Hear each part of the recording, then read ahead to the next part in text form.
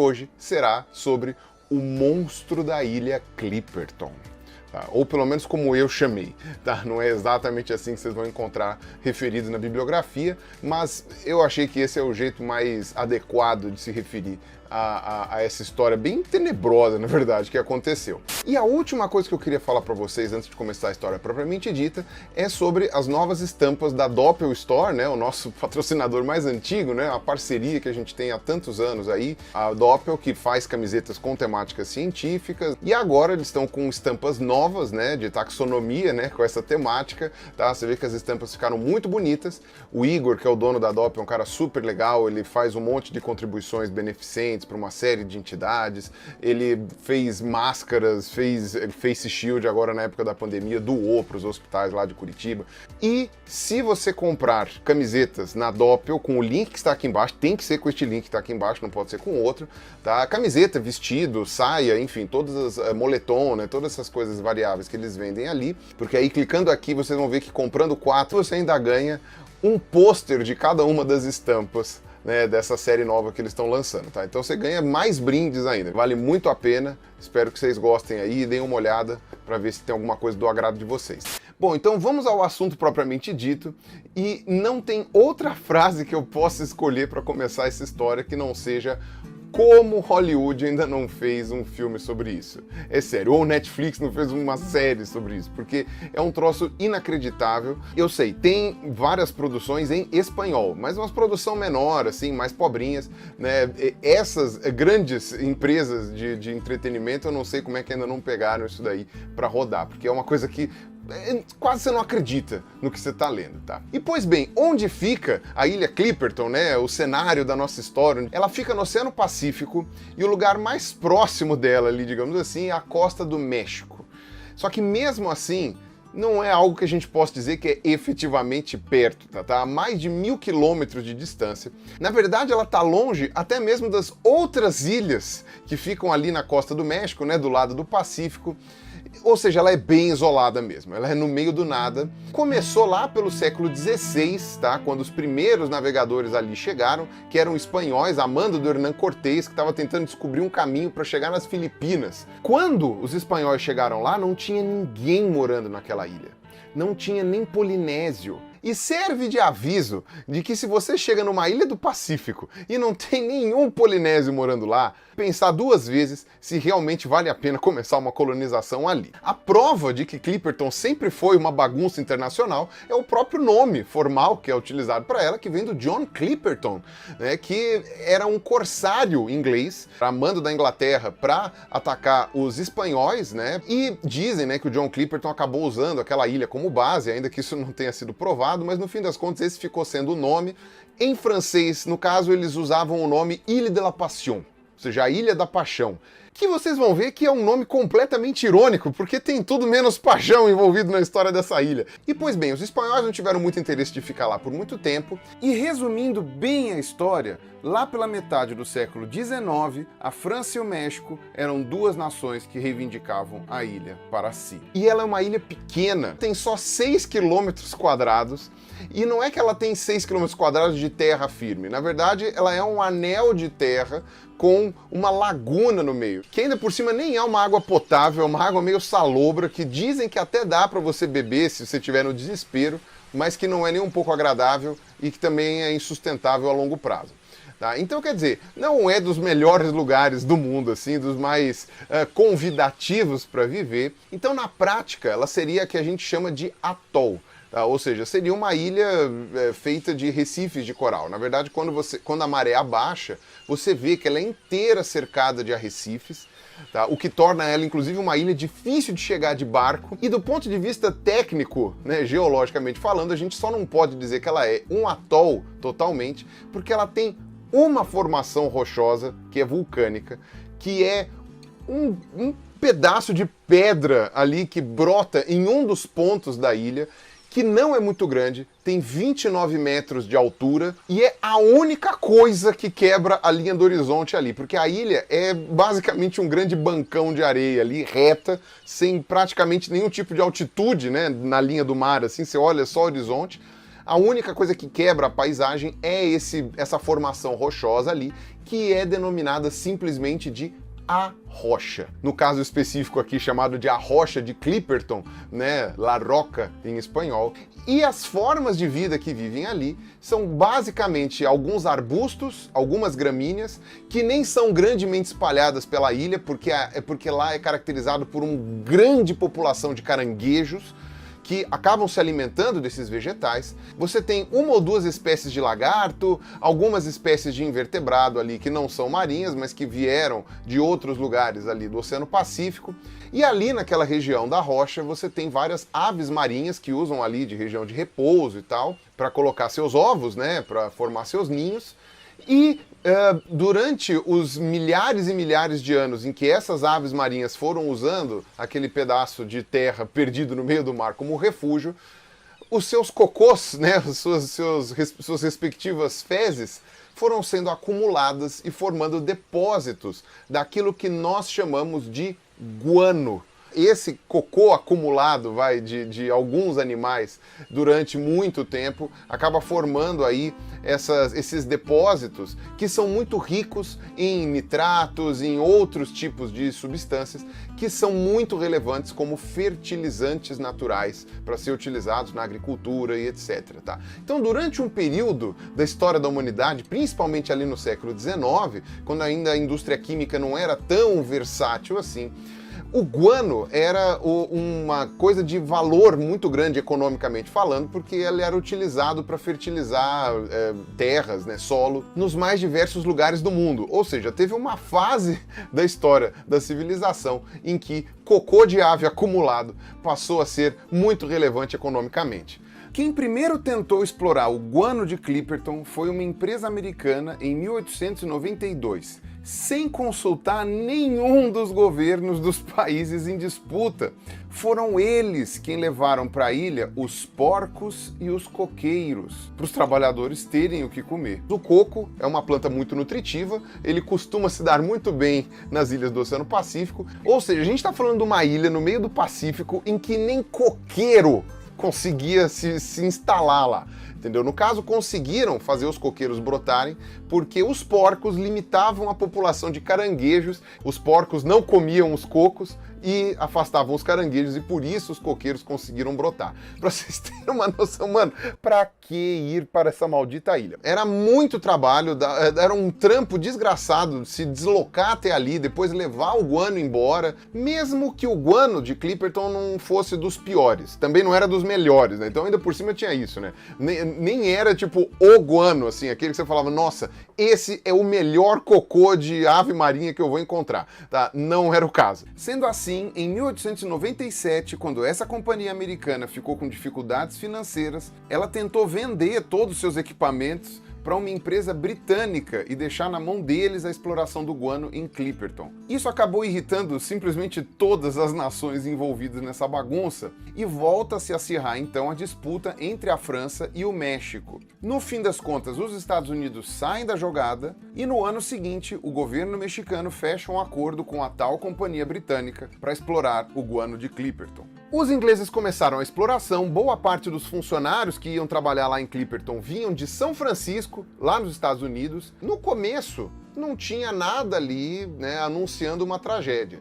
Você tinha os ingleses explorando a ilha, estava dando até razoavelmente certo, em conjunto com o governo mexicano, né, com a autorização do governo mexicano, e em 1906, o presidente do México, que naquela época vivia uma ditadura militar, mandou 13 soldados do exército mexicano para morar lá em Clipperton. Tá? Ou seja, para reivindicar ali a posse, não ficar só na mão dos ingleses explorando lá. E o comandante desse pequeno batalhão, não dá nem para chamar de batalhão, foi o capitão Ramon Arnaud, e que era inclusive um oficial renomado naquela época, né? Tinha sido até mandado para uma missão diplomática no Japão, né? Que ele tinha sido muito bem sucedido. E enfim, o México começou a ocupar também parte da ilha, né? Para mostrar ali a sua presença. Inclusive foi a mando do presidente mexicano que foi construído o farol da ilha de Clipperton. Ainda que quem tenha construído tenha sido um engenheiro francês. C'est la vie. Bom, esses 13 soldados e o capitão Arnaud, né, não iam ficar sozinhos lá, né? Então eles levaram suas famílias também, inclusive a Alicia Rovira, né, que era a esposa do capitão Arnaud, né, eles eram recém-casados, e por uns 10 anos a ilha de Clipperton foi um assentamento razoavelmente estável, com gente trabalhando, criança nascendo. Como é que será que chamava quem nascia na ilha de Clipperton? Clippertorenho? Clippertoriano? Bom, enfim, sei lá. E uma população razoavelmente constante de umas 100 pessoas ali, vivendo naquele fiapo de areia, né, que você olha para um lado, você vê o mar, você olha para o outro, você vê uma laguna gigantesca com um cheiro ruim, tá? Enfim, numa tripa de ilha que é mais estreito que a Marginal Tietê. Mas não pensem que por causa disso a França ficou tranquila. A França continuou querendo ter ali a primazia da ilha, não estava gostando nem um pouco dessas pretensões do ditador do México. E não me perguntem por que eles estavam incomodados com essa maldita dessa ilha. E pois bem, depois de um monte de discussões diplomáticas sem nenhum tipo de resolução, em 1909, ou seja, 3 anos depois que o capitão Arnaud tinha sido designado governador de Clipperton, tá, o México e a França resolveram delegar a decisão de quem seria o dono oficial da ilha para o rei da Itália. Pra vocês terem uma noção, isso faz tanto tempo que a Itália ainda tinha rei. Não adiantou muito, porque o rei italiano ele só foi tomar a decisão dele 22 anos depois. Ou seja, esquece isso, não vai adiantar em nada. Essa treta perdurou durante todo o período dessa história aí que eu vou contar para vocês. Como era completamente previsível, em algum momento os britânicos perceberam que eles estavam perdendo seu tempo, seu dinheiro, para um troço completamente inútil. Era muito difícil explorar em Clipperton, o guano que saía de lá não era lá grandes coisas, e ainda por cima, o mercado de guano, já no começo do século XX, não estava indo muito bem. A ciência começou a desenvolver aí outras técnicas muito mais eficientes de fertilizar solo, além do que a própria empresa britânica que fazia essa exploração não estava indo bem das pernas, tinha outros lugares muito menos difíceis de explorar, então não fazia nenhum sentido ficar lá dando murro em ponta de faca. Antes tarde do que nunca, se convenceu de que ficar em Clipperton era uma perda de tempo, ainda para deixar o benefício da dúvida de uma possível necessidade de voltar para lá. Os ingleses, né, essa empresa inglesa, resolveu deixar o maquinário lá e um zelador tomando conta. Era o senhor Gustav Schultz, que se não me engano ele era até alemão, nem inglês ele era. Só que tem um problema, né? Com o fim das atividades dos ingleses lá naquela ilha, os navios de suprimentos que chegavam lá, vindos de São Francisco, né, vindos ali a mando dessa empresa, pararam de chegar, né? Não tinha mais por que ficar gastando dinheiro levando suprimento para o pessoal daquela ilha. Tá? E aí toda aquela galera que ficou morando lá passou a depender dos navios de suprimentos que vinham do México. Eles saíam de Acapulco e eles chegavam na ilha a cada 4 meses, mais ou menos.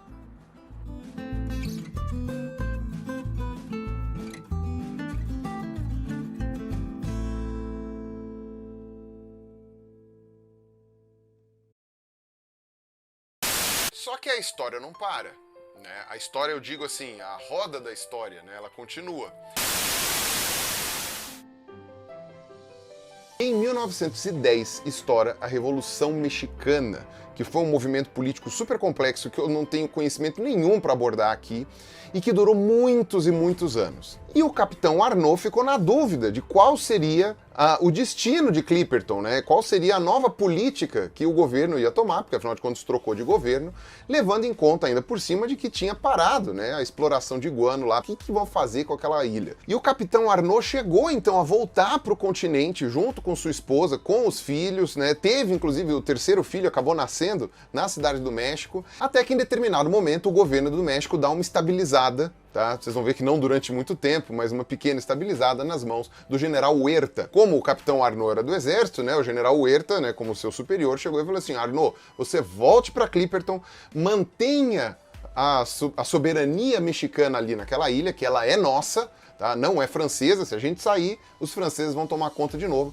Você vá para lá e você leve os soldados que você precisar. Quem você achar que precisa ir para a ilha, você leva. E a gente vai continuar mandando navio de suprimentos para vocês a cada 3, 4 meses, sei lá. E em 1913, o capitão Ramon Arnaud, junto com sua esposa Alicia e a filharada, e mais outros soldados que foram levados para substituir os que estavam lá há muito tempo, voltaram para a ilha de Clipperton.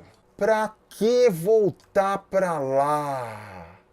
Tem nada lá. E nossa história, portanto, continua daqui com o Capitão Arnaud e sua dúzia de soldados, com suas famílias, e o coitado do alemão lá da empresa, perdido lá numa ilha no meio do Pacífico. Já no comecinho de 1914, ou seja, poucos meses depois da chegada do capitão de novo, um ciclone horroroso destruiu boa parte das hortas que tinham sido plantadas lá na ilha, com terra vinda de outros lugares. Você tinha que trazer ali solo, né, para conseguir plantar, e boa parte foi destruída por causa desse ciclone. Para piorar, esse ciclone ainda acabou fazendo com que uma escuna americana ficasse presa nos arrecifes ali da ilha, né, naufragasse, e obviamente o Capitão Arnaud e os outros, né, resgataram os sobreviventes. Eram mais 12 bocas para comer, numa ilha que tinha acabado de perder uma parte da sua fonte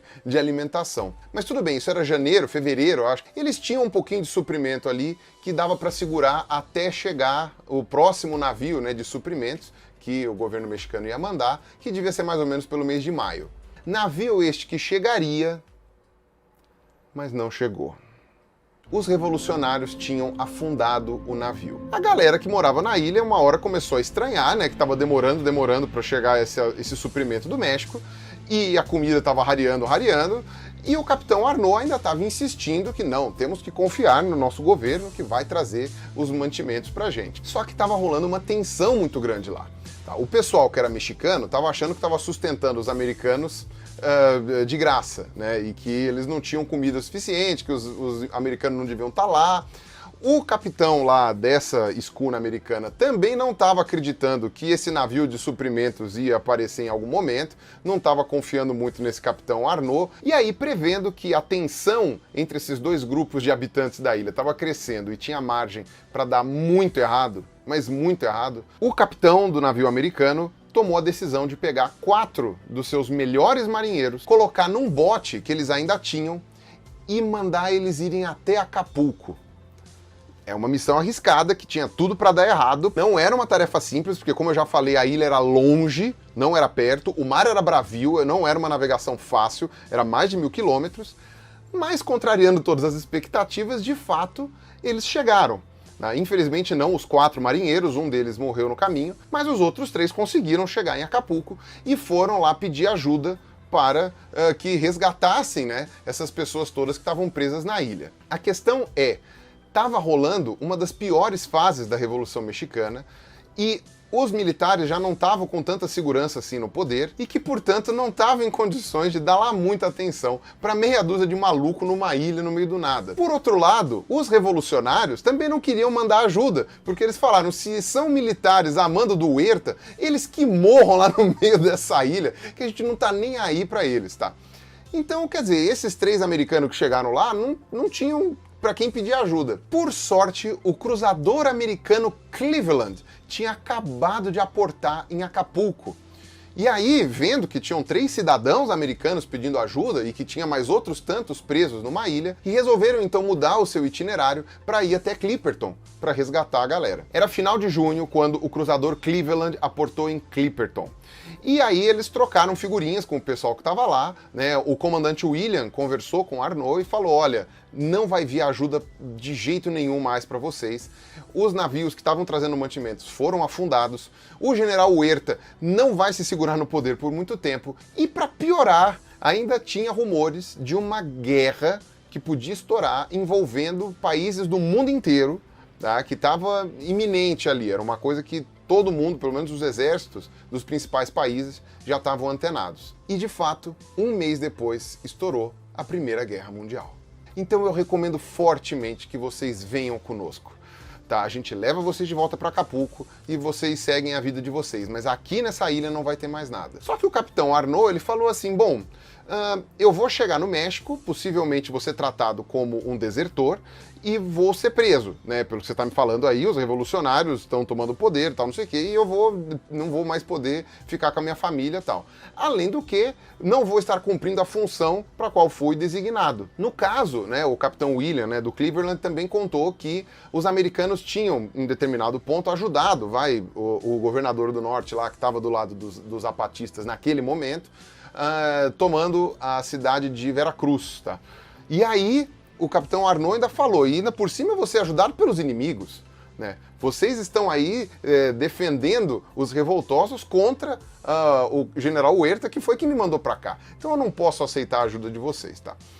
Disse o capitão Arnaud, sem dar a mínima para a própria família e nem para a vida dos outros soldados que estavam ali sob o comando dele. Não era o momento de pensar em nacionalismo, no que tinha sido mandado. Arnaud do céu, Arnaud, por que você fez isso? Por quê? Mas a decisão já estava tomada. E ainda em junho de 1914, o Cleveland partiu de Clipperton, levando os 8 americanos que tinham sobrado, né, do naufrágio, o zelador lá que tinha sido deixado pelos ingleses. Ficaram então umas 25 pessoas na ilha. 12 mulheres e crianças, né, as famílias dos soldados, e 13 homens adultos, né, no caso 12 soldados, incluindo o capitão Arnaud, e o faroleiro, né, o cara que cuidava do farol, que estava lá desde a época em que ainda estava funcionando lá a empresa de extração de guano. Pouquíssimo tempo depois que o Cleveland foi embora, outras chuvas acabaram destruindo o que tinha sobrado das hortas. E aí eles ficaram com muito pouca variedade de comida. Eles tinham ovos de aves marinhas, as próprias aves quando morriam, peixes que eles podiam pescar e coco. E na ilha, naquele momento, eles tinham 6 coqueiros.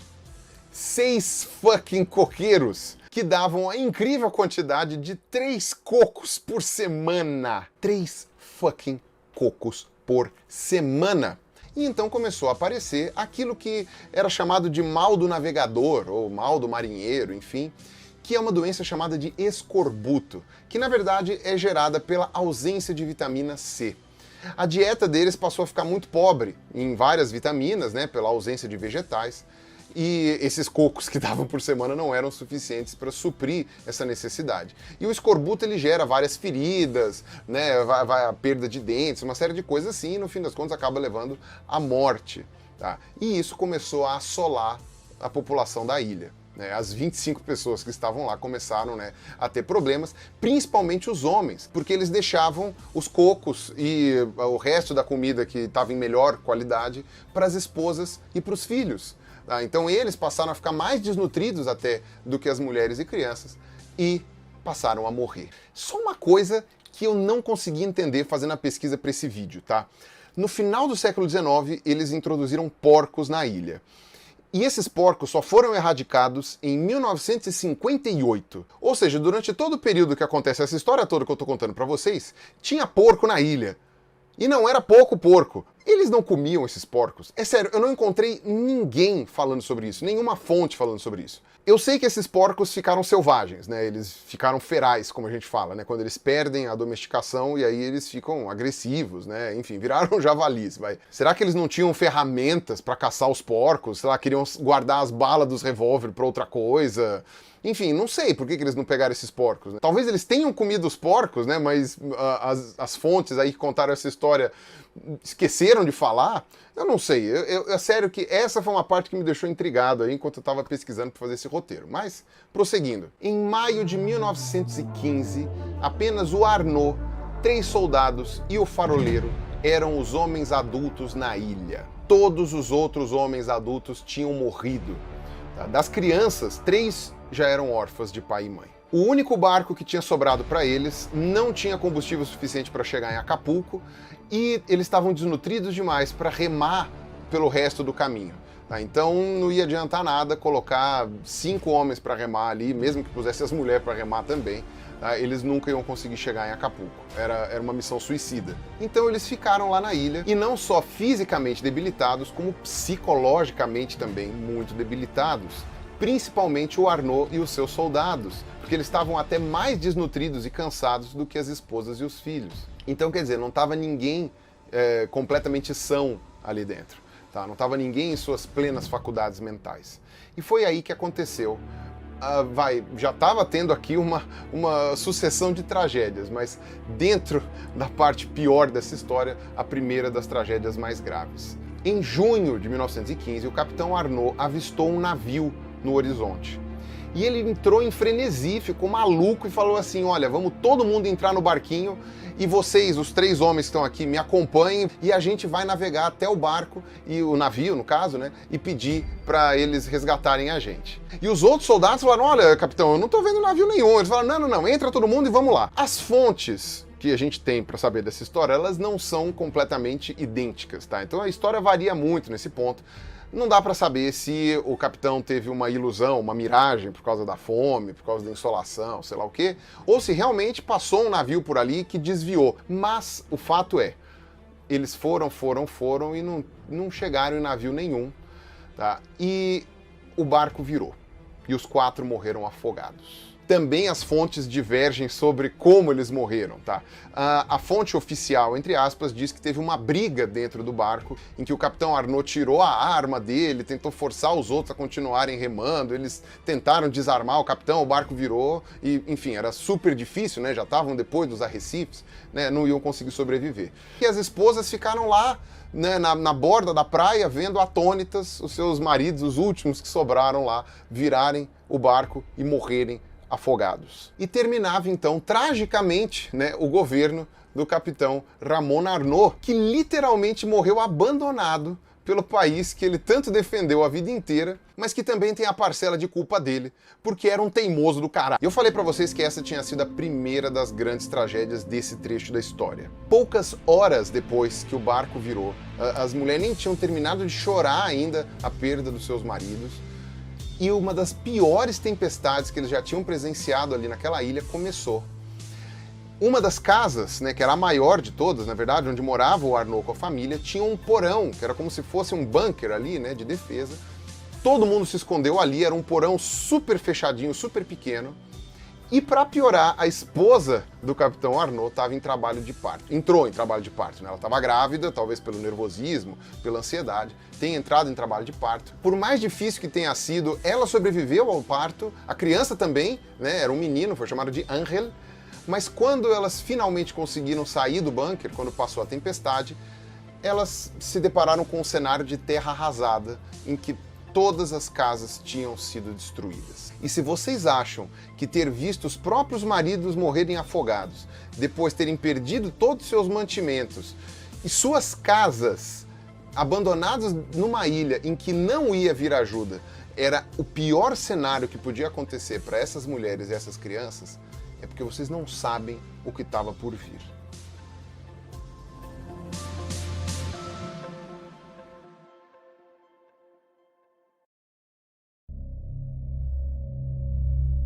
Assim que a tempestade terminou, mas um pouco antes das mulheres e crianças saírem de dentro do bunker em que elas estavam se protegendo, o faroleiro resolveu descer da rocha.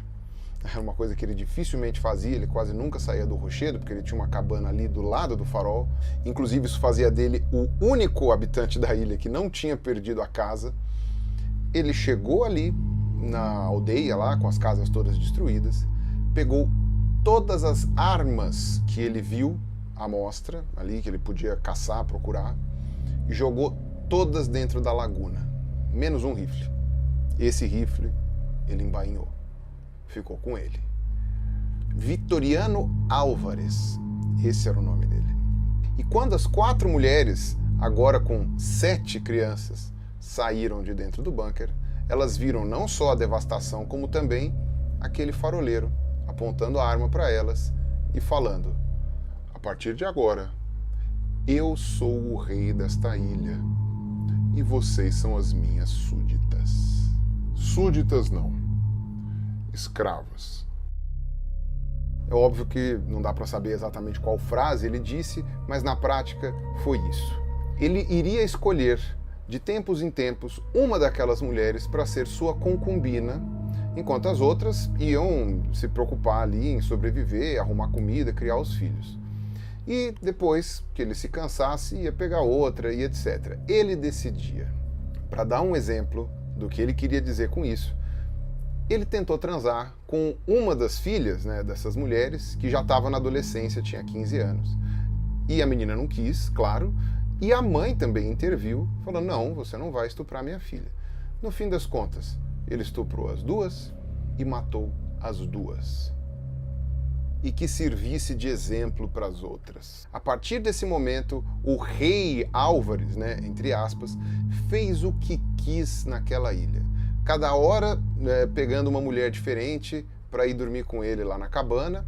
Inclusive uma das meninas órfãs, né, chegou lá à sua idade de 13 anos mais ou menos, virou concubina também, forçada. E tudo parece indicar que ele já fosse uma pessoa esquisitona mesmo antes de chegar na ilha, tá? Uma pessoa extremamente perturbada, e são bastante comuns as histórias de faroleiros que perdem a sanidade por causa da solidão, né, da rotina de ter que ficar cuidando de farol. Durante todos os anos que o Álvares esteve lá em Clipperton, ele foi uma pessoa renegada, né, uma pessoa deixada de lado, que ninguém dava muita importância, não participava de nenhuma das decisões, mal se lembrava que ele existia lá, mas ele também era uma pessoa reclusa propositalmente.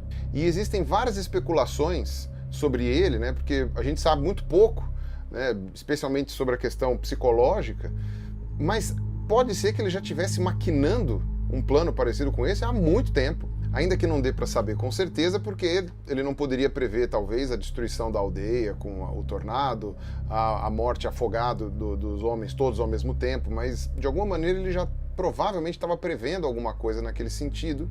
Então, quer dizer, o que a gente sabe dele é das atrocidades que ele cometeu depois que ele passou a ser o único homem adulto e armado de uma ilha isolada no meio do Pacífico. Ele tinha 3 mulheres preferidas, né? 2 das adultas e essa órfã de 13 anos.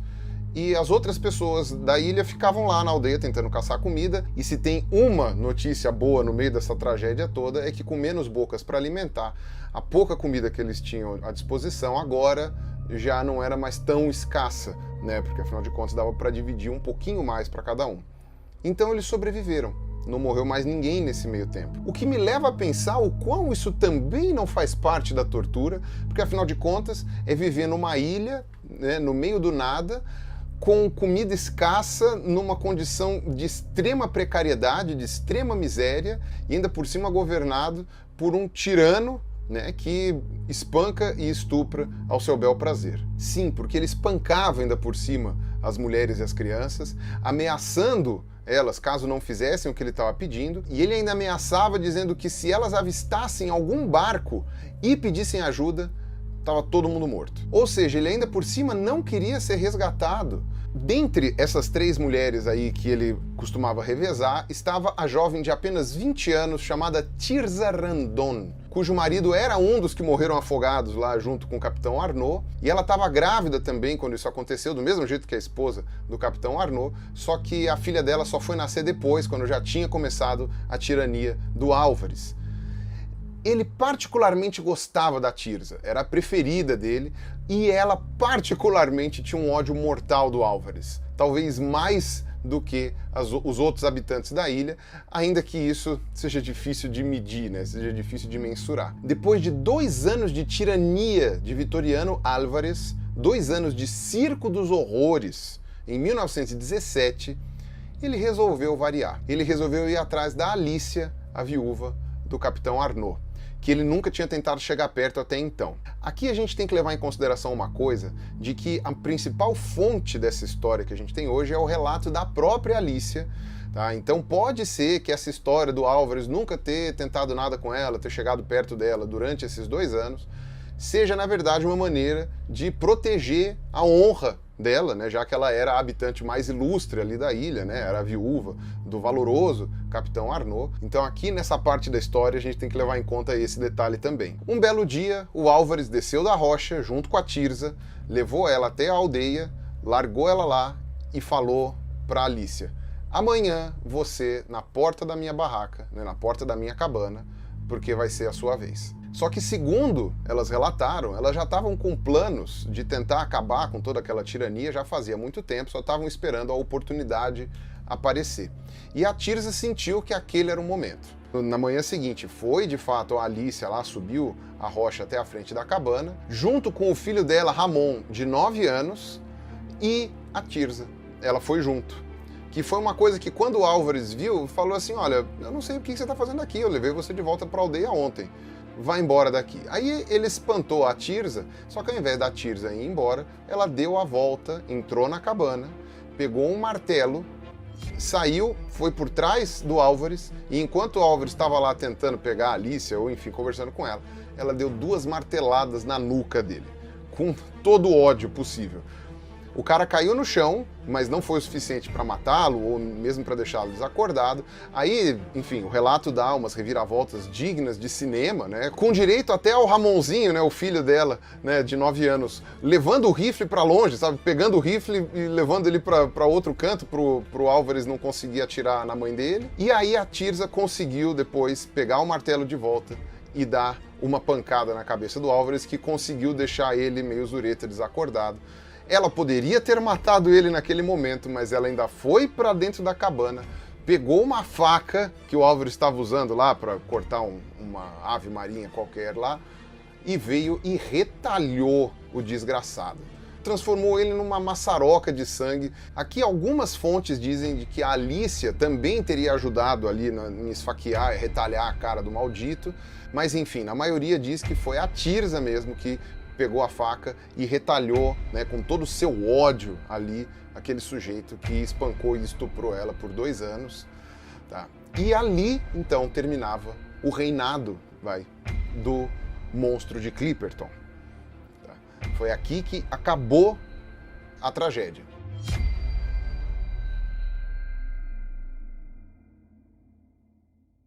E aí o que aconteceu logo depois que as moças saíram da cabana, né, ainda com a faca ensanguentada e tudo mais? As fontes dizem que o menino Ramon lá, ele avistou um navio no horizonte. Eu sei, parece uma coincidência muito grande, né? Uma coisa mais hollywoodiana ainda, né? Ou seja, teve o desfecho ali, né? A morte do monstro de Clipperton e de repente vem o navio Salvador e aparece e tal. Mas o contexto histórico da época tornava bastante plausível que os navios estivessem passando bem perto de Clipperton naquele momento. Ainda estava rolando a Primeira Guerra Mundial, ela só ia terminar 1 ano depois, tá? E vários navios da Marinha Americana estavam rodando por aquele pedaço do Pacífico, e especialmente perto de Clipperton, porque os alemães podiam estar escondendo coisas lá. Né? Era um lugar muito perfeito para isso, né? Era difícil de chegar, era bem isolado, então podia ter algum submarino, podiam ter armamentos, podiam ter até alguns soldados. Tá. Então, mesmo se você descontar esses detalhes aí de datas, de horários e etc., né, o fato é que o navio Yorktown estava passando por Clipperton em um determinado momento, naquele julho de 1917, e eles viram, né, os marinheiros viram as mulheres acenando da praia, né, mal acreditando no que estavam vendo, né, e conseguiram, com dificuldade, aportar na ilha. E aí eles encontraram basicamente o retrato do horror. O capitão Perrill, do Yorktown, desceu e ficou horrorizado com tudo que ele viu, né? Ele viu o corpo lá do Álvares morto, tudo ensanguentado, viu as pessoas lá vivendo na penúria, né? Inclusive o Angel, né? Aquele menininho que nasceu no dia da tormenta, etc. Tal, que era filho do capitão Arnaud. Ele não andava, tinha 2 anos já, né? Foram 2 anos de tirania ali do Álvares, e durante esses 2 anos ele nunca andou por causa do raquitismo. Né, era uma criança desnutrida e que não desenvolveu os ossos direito, assim como outras pessoas ali da ilha também, né, estavam totalmente subnutridas. As próprias mulheres, né, o pessoal achava que elas tinham 40 e poucos, na verdade elas tinham 25, 30 anos, né, eram pessoas muito jovens, mas aquela estada na ilha não fez bem para nenhuma delas. Resgataram ao todo as 3 mulheres, aquela moça que já era adolescente na época, que tinha 13 anos quando começou a tirania do Álvares, agora tinha 15, e mais 7 crianças. Sendo os 4 filhos do capitão Arnaud, a filha da Tirza e as outras 2 crianças órfãs. O pai da Alicia estava no porto esperando eles chegarem, né? Ele já tinha dado a filha e os netos como mortos, né? Como na verdade todos os parentes, né, dos sobreviventes ali de Clipperton também já achavam que estavam todos mortos, né? Então ele não podia acreditar no que ele estava vendo. A carta, né, o capitão Perry escreveu tudo, né, do que ele viu, e ele disse que o pai da Alicia disse que nunca lamentou tanto não saber falar inglês, para poder agradecer a ele o tanto que ele podia, né, por ter salvado, resgatado a família dele, né, a filha e os 4 netos. E todo mundo, obviamente, recebeu abrigo, acolhida, inclusive as crianças órfãs. E o Capitão Perry e os superintendentes lá do navio ficaram quietos com relação à morte do Álvares, né? Porque eles tinham medo que as mulheres, depois de tudo que elas passaram, ainda tivessem que responder por homicídio, né? Então, eles ficaram quietos, eles foram falar disso, sei lá, 17 anos depois, né? Que aí tinha a narração direito, né? O que eles encontraram, como é que tava o corpo do cara, né? Enfim, todas essas coisas assim, né? Então, pelo menos uma fonte independente a gente tem, né? Que é o relato do capitão do Yorktown, daquilo que ele viu, né, quando ele chegou. E de resto, todos os sobreviventes acabaram contando suas histórias, né, e narrando o que aconteceu. Cada um narrou de um jeito, como era de se esperar. Como eu tinha falado, uma das partes mais relevantes que varia de cada um dos relatos foi a morte do Capitão Arnaud. Foi uma briga no barco, foram tubarões, foi um monstro marinho, foi um extraterrestre, sei lá mais o que inventaram da morte do Capitão Arnaud e dos outros soldados. Essas versões todas foram contadas e publicadas na época em revistas, em jornais, e enfim, cada um lembra de um jeito. Em 1931, finalmente, o rei da Itália terminou suas ponderações e deliberou que a ilha de Clipperton pertencia à França. Puxa vida, que rápido, hein, seu rei? Ajudou muito! O importante é que desde então, Clipperton nunca mais foi permanentemente habitada por seres humanos. Durante a Segunda Guerra ainda teve ali algumas bases que foram montadas, né, um ponto estratégico, etc. E depois disso, a partir da década de 50, a presença humana em Clipperton se resume a pesquisa científica. Clipperton ainda é uma reserva da natureza, né, uma reserva ambiental da França, e tem ali um pequeno alojamento para os cientistas que de vez em nunca vão lá. Para terminar essa história toda da ilha, né, em resumo, em 1978, o famoso documentarista francês Jacques Cousteau, né, contou a história da ilha num documentário que está completo no YouTube. Eu vou deixar o link dele aqui embaixo se vocês quiserem saber mais. E a parte mais interessante com relação a esse trecho que eu salientei nesse vídeo é que ele levou o Ramon de volta para Clipperton só para gravar esse documentário. Né, o Ramonzinho, aquele que fugiu com o rifle e tal, não sei o que tinha 9 anos. Na época, em 78, ele tinha 70 anos. Né? Então ele foi lá e ele viu a ilha, como é que estava, e ele falou que ele teve um misto de sensações ali, né, de sentimentos. Afinal de contas era o lugar em que ele tinha nascido, né? Eu não sei se ele era o último clippertorenho, não achei essa informação na internet, e ao mesmo tempo tinha sido um trauma para ele, né? Então, quer dizer, uma relação ali de lembrar quem você é e ao mesmo tempo não querer lembrar o que aconteceu com você. E a versão canônica, entre aspas, da história de Clipperton acabou sendo a versão da Alicia, que foi contada e recontada pelo Ramon, né, pelo Ramonzinho ali, que era o filho dela. A fonte mais completa sobre essa história, que conta exatamente a versão da Alicia, foi publicada em 1982 por uma das netas do Capitão Arnaud. O livro chama A Tragédia de Clipperton, e não é fácil de achar. Já aviso vocês. Pelo menos não aqui no Brasil. Em 2005, a autora colombiana Laura Restrepo escreveu um livro sobre essa história também, chamado La Isla de la Passion, né, em referência ao nome em francês, né, La Isle de la Passion. Eu não sei o quanto que floreia ali em cima da história original, tá? Transforma a coisa um pouco mais amorosa, né? O pessoal levou muito pro lado pessoal do Capitão Arnaud, né? E o amor envolvido, e o valor do Capitão Arnaud, que nunca desistiu de servir ao seu país e à pátria, enfim, sempre acabam colocando alguma coisinha meio ufanista. Afinal de contas, até hoje o México não engoliu que a ilha ficou pra França. Para eles é uma questão assim, é tipo a Argentina com as Malvinas. Eu sei que Clipperton deveria estar, como sempre esteve, livre de humanos. Tá? É o único jeito mais inteligente de lidar com a coisa.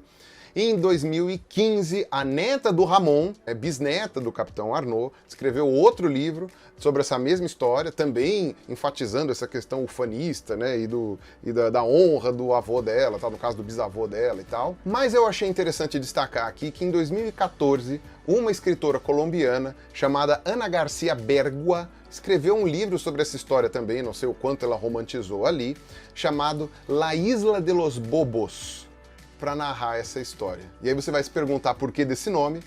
Bobo é um dos nomes populares que são utilizados tanto em inglês quanto em espanhol para o Atobá, que é aquela ave marinha que é extremamente comum em Clipperton e que coloca até hoje, né, os ovos ali na rocha de Clipperton. E por que eu quis deixar isso por último? Porque eu achei muito irônico esse título, porque tem que ser muito bobo para querer ir morar numa ilha dessas, no meio do Pacífico, que não tem nem como chegar direito, não tem nada para comer. Enfim, coisas da humanidade.